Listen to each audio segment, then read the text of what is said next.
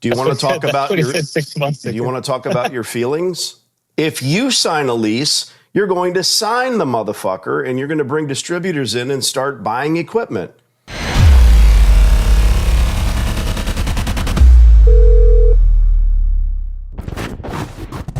We follow up and we follow through. Don't forget what we do and how we obtain free laundromats is not normal. It's not inside the box. If you want to buy something at Walmart, you know they're 24/7. You get in your car and you go there. If you're not sure if your Target is open, you're going to go on your computer, call the number if you're old school like me, and when the gal answers, you say, "Hey, you're the one on Tatum Road, right?" "Yes, sir." "How late are you open?" "Till 10 p.m. "Do you have the underwear I want?" "Yes, we do." Now, what if you call Target and no one answers? You're pissed. The normal square peg, square hole shit that goes on in life every day continues, and the world spins, and all is right with the world. What we do here is square peg, round hole, and there is nothing but wood shavings left over, but it works. It doesn't work every time. It works every time it's tried, and the trying is the lying. We need to keep pushing until we get it. Every store will not be yours. We talked to this gentleman, this landlord's agent who gives no shits 6 long months ago, and now the client and I are going to follow up and make another call. It might be a 25-minute knockdown drag out, or it might be 2 seconds of, "No, everything's good here." But the way I react to his response to my queries is the most important thing. "Well, gee whiz, I don't see anything happening. I don't see anyone swinging hammers. I don't see anything going on in this laundromat. Can we please get in second position and sign a lease contingent on this other lease falling apart?" Not interested. That's the rub. That's the headache. That's the monkey in the wrench with what we do. In order for me to build my empire, I had to stick to it every time. Let's call this bastard up. Hey, Danny. Tommy boy. Yes, sir. They locked out the tenant. Maybe that's because they were charging him $10,000 a month. Right. We have a lease in place, but they haven't signed yet. Now, when we talked to him 6 long months ago, and he said he had a lease in place, was that supposed to be 10 grand a month? I didn't say. But he said, you asked him if we were to get into second position, what would the lease rate be? He said 10,000 a month gross. So it was on Facebook Marketplace in a Laundromat group for $125,000, and that was the failing operator trying to sell their failing, horrible, disgusting business to the next sucker in a Facebook Laundromat group, and then they came in and threw the guy out on his ear. Maybe part of that is the fact that it was a $10,000 gross lease rate. So we're trying to figure out whether or not this knucklehead has realized that no one's going to pay that. So let's call Doug and see. Hello? Doug, Danny D, the laundry guy. Yeah. We've agreed to terms, and they're drafting a lease. So you've got someone moving in. Good. Wanted to follow up, make sure. And you told us that if that doesn't go through, you'll reach out. Let me know if it doesn't. If they're not looking to spend some money on equipment, then you're going to be back in the same boat in 6 months either way.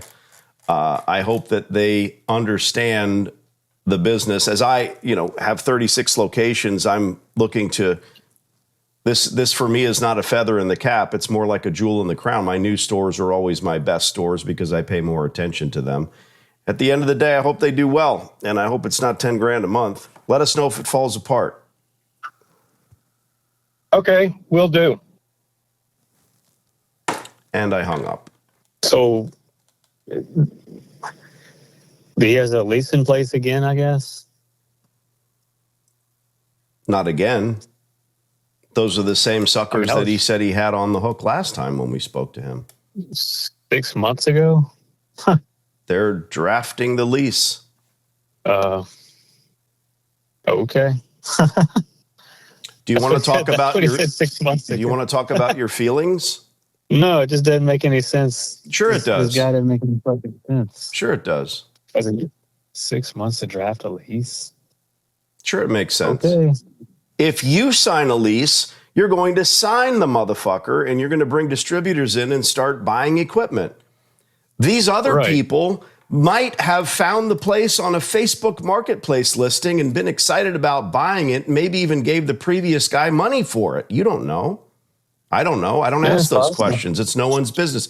So you've got a complete and utter moron who's looking to buy business rights from someone who's failed, and then that moron is looking to move forward, bring distributors in and look at pricing and do everything else. It's completely common for someone who is a moron who doesn't know what they're doing to not sign a lease for 6 months. So you do two things. What are they? You've heard me say it 100 times. Keep a close physical eye on the place. You're either going to see the front glass removed and equipment coming in, or you're going to see nothing happen. And like I said, every 6 months, this place is under your wing. We call Doug, who doesn't give a shit about you, me, his job, his wife, the laundromat customers, or anybody else what goes on here. It's 10 grand a month. Well, not if we're signing it. There's a lockout notice. Is it still on the door? Did you go by there the other day or this weekend? It was on a few weeks ago. Chances are nothing is happening. Nothing. What would you expect me to say differently to this guy? Gee whiz, can I see the lease? Is it real? Can I please get in second position? No, we're not desperate to do any of that stuff, nor would I act as though we are. Right. The preponderance of what I do with my clients, i.e. you, is keep you on the rails. Because let's face it, if I didn't exist, you wouldn't have found me. You might have taken everything you've ever owned and sold it and bought a laundromat. And then what? That'll be fucked. There you have it. I don't want that. If you never open a laundromat, I've already done my job. Let's be honest. And now we've got another guy, and we're going to ring him up and see if we can't get him on the phone. Here we go. Stand by.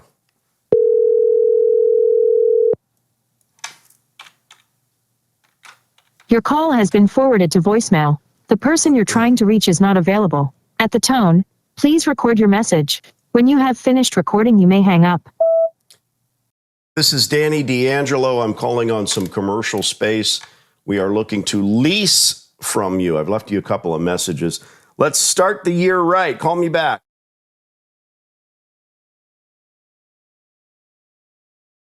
That's my one and only cell phone number. You can call or text me day or night. Thank you. Tommy, I hear back from him. If it's 5 minutes, 5 days, or 5 hours from now, I'll send you a text and we will call him back together. Now, you know how that works. And at the end of the day, this time of year, I've been doing this for 20, 21 years. A lot of these people are actually on the ball. It's like anything else. Well, I got to get work done. Merry New Year. Right. Okay.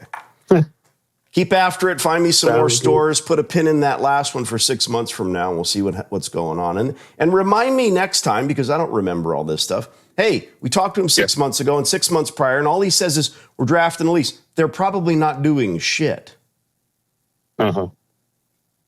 Nothing's decided until the fat lady drops dead. All right, man. Thank you. Tom.